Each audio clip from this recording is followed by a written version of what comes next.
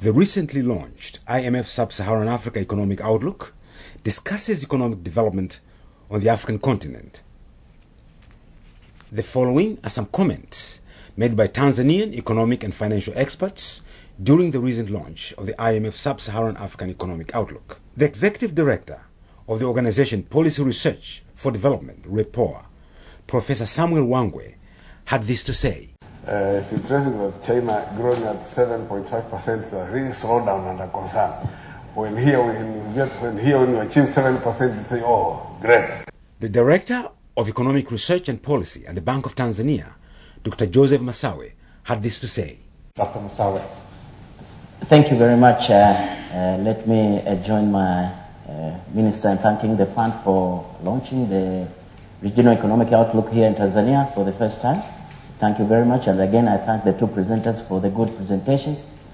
I have gone through the report and I agree quite clearly with the report that actually Africa is now growing, and we are growing quite fast. In fact, if you look out of 20 fastest growing countries in the world, actually 11 are from Africa, and 3 are from East Africa, Tanzania, Uganda, and Rwanda. So I think there is clear evidence that we are growing fast. So I think probably we are posed now to take a strong position in global economy so as to ensure that Africa also contributes to global growth. But again, as pointed out, the biggest question we want to ask ourselves is whether this growth which we have been realizing over the past 10 years or so has been properly shared, whether this has really been poor growth or not. So I think in many instances we have heard complaints about good numbers, good statistics of growth, but again poverty not declining quickly enough. But it is a bit gratifying to see that the recent household budget survey for Tanzania, which was conducted recently, actually shows that poverty is declining also. If you look at the expenditure side of households, we have managed to cut down poverty by about 18% between, I think, 2001 and now. And even households which own modern assets like cell phones, bicycles, radios, have increased quite significantly over the period. So I think we are in the right direction towards ensuring that growth becomes a better share. Now back to Professor Wangwe. The report is very informative. I very much enjoyed reading it and listening to the presentations. Very great and really informed. It's very encouraging to see that growth has been strong, and we really expect in the next 1 to 2 years further accelerated growth. So this is very encouraging indeed. However, 2 points which to me the report raises concern is in the question of whether this growth is dynamic and robust enough. Of course, the report warns very much about certain aspects of vulnerabilities, but the issue of dynamism of that growth. The report mentions that there is encouraging signs of diversification, but to me it seems it raises 2 challenges here. One is we need to understand better what this diversification is really. Because moving from agriculture to services does not tell you very much whether agriculture itself is being transformed, whether services themselves are the dynamic services or the very low productivity services. Second issue it raises is whether this diversification or this strong growth is associated with moving from low productivity activities to higher productivity economic activities. I would have wished this issue to be addressed better. But from the information we have on most other economies in Africa, very little transformation of the economies is really taking place. The kind of diversification that is taking place is diversification from low productivity sectors to other low productivity sectors in the services sectors. Largely in the informal sectors, the small enterprises, you see trade activities, very low productivity indeed, which do not really give us much confidence that we are really out of trouble. So we wish then the strong growth could be associated with a strong transformation, moving from low productivity sectors to higher productivity activities. The second concern is around the rising challenges of poverty and inequality. In the midst of this strong growth, the report recognizes this and actually suggests that there should be, in terms of policy, greater emphasis towards social safety nets in order to ensure inclusive growth. But I think we need to go beyond social safety nets and really ask ourselves whether we can have an economy whose transformation involves broader participation in the growth process itself, so that as the economy grows, as we record this strong growth, it's carrying the majority of the people with it, so that participation in the growth process itself is broad, instead of waiting for the social safety nets to do the job. So the challenge of addressing inclusive growth, transformation of the economy in such a way that you have broader participation in the growth process. You create jobs, and with higher productivity, jobs which are more better remunerating. I think that's where the real challenge is in the next round. It has been shown that exports, for instance, there is diversification. But when you look closely at what those exports are, those so-called processed exports we see are essentially natural resource-based and very low value-added indeed. So the majority of the exports are still predominantly primary exports, commodity exports, and this is not auguring very well, as the report rightly says, shows the slowing down of emerging economies like China. But the point is that slowdown is going to affect demand for commodities. And as the experience of the global crisis in 2008-2009 has shown, those economies which are robust are those which have transformed the economies, can actually export, process, or add value to their exports before they can export. But so long as we rely on commodity exports, I think we are likely to be vulnerable to slow down in the economies which are buying primary exports from us. So that reinforces the first point of lack of transformation of the economy, lack of transformation of the exports, very little value added. I think that remains a major concern in the midst of high economic growth. The last observation is on efficiency in which the investments are actually being made. Public investment, the efficiency, cost effectiveness, development effectiveness is a major concern. Are we achieving results at a reasonable cost? So it seems in the case of infrastructure, some points are made here, but two issues really we needed to go back to the public finance management. Public finance management should be addressed again in terms of the medium-term expenditure frameworks to ensure that the expenditure is really realizing value for money. Studies have shown that many countries in Africa are very costly in terms of, say, in terms of roads, cost per kilometer. And Tanzania is one of the highest, actually, in terms of cost per kilometer.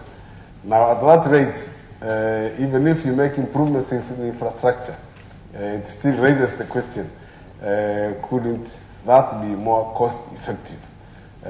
So I think cost effectiveness, public finance management we should really go back into that. Otherwise it gets hidden into what we see as a strong growth and improvement in infrastructure. But a lot of challenges of cost effectiveness and value for money challenges still need to be addressed. The Managing Director of CRDB Bank, Dr. Charles Kimei, who is also Chairman of the Tanzania Bankers Association, had this to say. Recently we've seen decline in fuel prices, in oil prices in the world market. And the decline definitely is going to release some resources for use. It's going to provide some fiscal space, and that is going to help mitigate the fiscal imbalances, which has been cited as one of the areas that the report is concerned. So I see that the projection of a stronger growth is really likely to happen. It's likely to be even stronger if you see the other factors that work against the risks. I'm an optimistic person, so you should not mind. The thing I really see as a problem is the tighter global financial conditions. That is, it's a risk, and I think it's the more important risk. One thing is that interest rates will rise in the global market. And with the rise of interest rates, that might come with the change of the policy of the American of the Fed and the Treasurer there, and maybe Europe also will be affected in a way. Is that, of course, we would expect that the rise of interest rates, the country risk there is lower. There will be a return or reverse of capital inflows. And that reversal of the capital inflows may have very significant impact on the local market.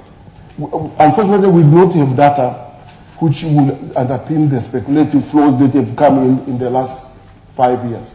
We don't have. I think that will be a very important piece of data to tell us that amongst the inflows that are coming to the country in the last 2-3 years, which could we capture as speculative? And most of them, I think, a chunk of them have come in form of portfolio investment in the equities market, in the stock exchange. Also, some of us have also gone out and borrowed. But for us, we are not speculating, but there are others who are really speculating. And they will really see an opportunity that even for them who have borrowed somewhere, their interest rates go up, they want to wind up their positions and they will take off the money out of this country. This will lead to a very difficult situation for the authorities to manage the exchange rate. Of course, there could be a negative factor there in terms of the possibility of savings from the oil. But managing the exchange rate in the light of expected outflows, but also interest rates would be significantly affected. The growth potential which has been forecast is predicated upon continued expansion of private sector credit from banks to private sector.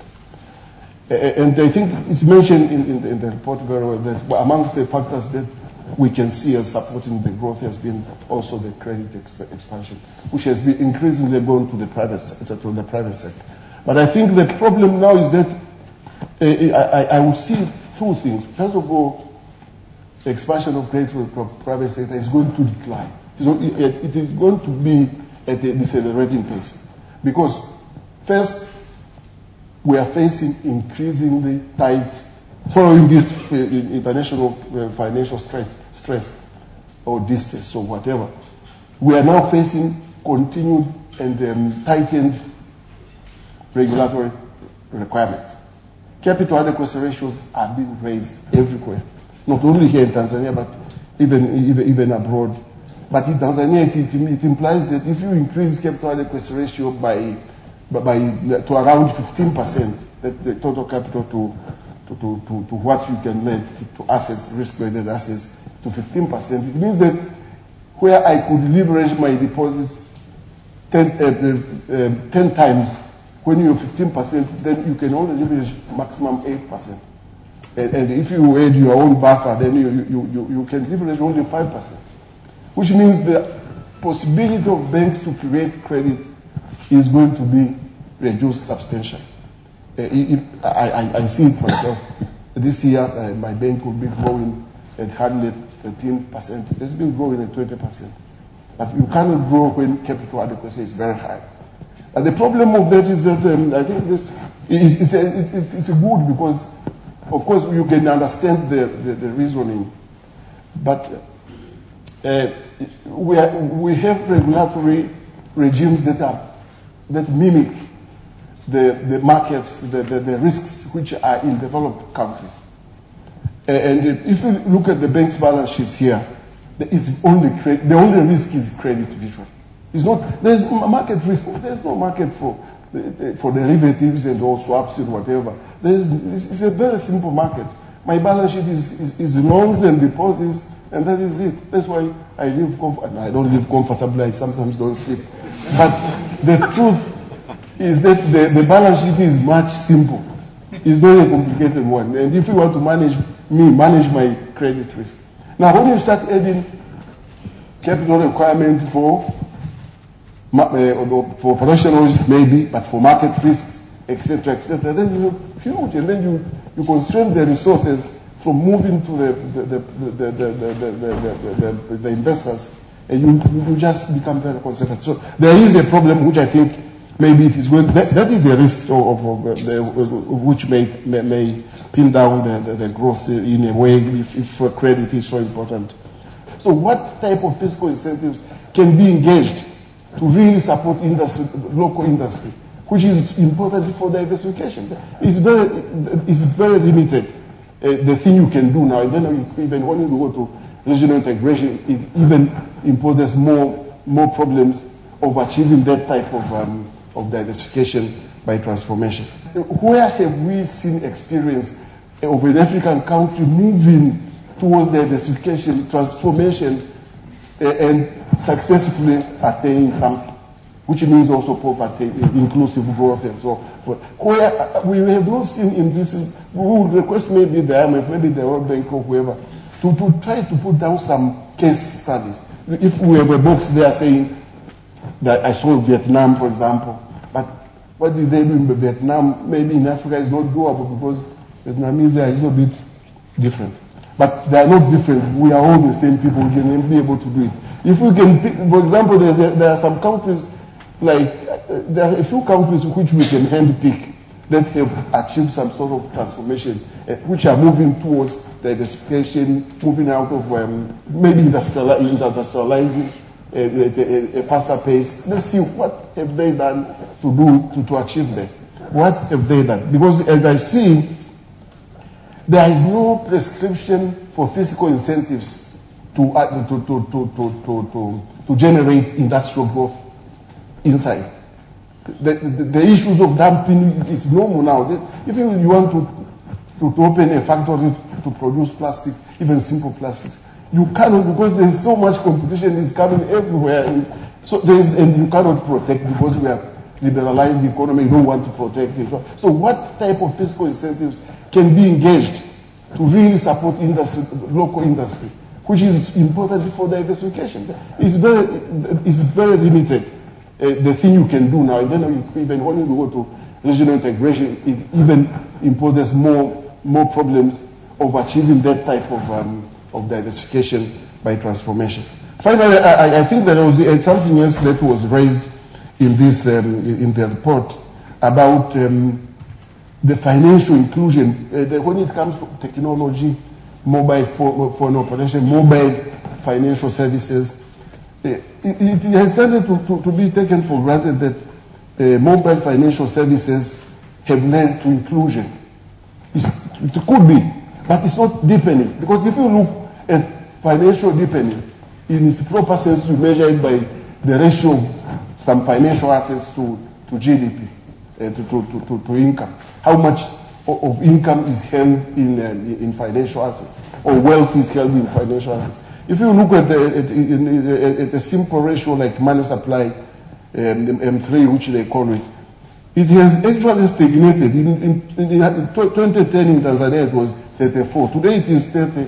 Using the forecast that they have, it's just about 30%, which means essentially there is something more than that. It's the financial, the mobile financial services are helping with payments, but they are not helping in savings, in mobilizing savings. And that's why we need now to fine-tune and create policies that can enable the mobile financial operators to help the handset holders to do some saving.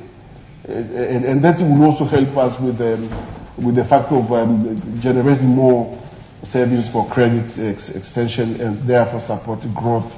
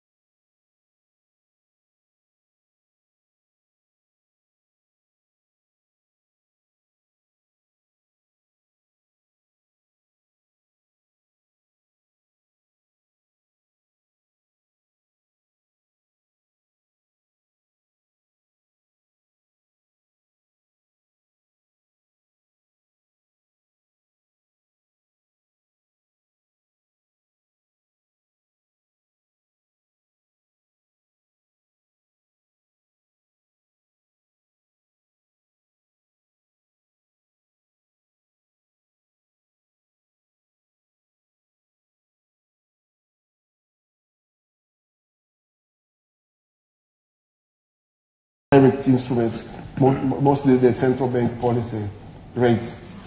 The problem with that is that it's not yet very clear whether central bank policy rate will have any impact. Why? Because the transmission mechanism is a little bit different. Most of the investments here are influenced by foreign, mostly it's coming from outside. So if I borrow from outside, the foreign interest rates are more relevant probably. But I don't know how, we have to be more certain about the transmission, whether we can transmit monetary policy, achieve what we want to achieve in terms of liquidity, just by using the central bank's policy rate. I think that my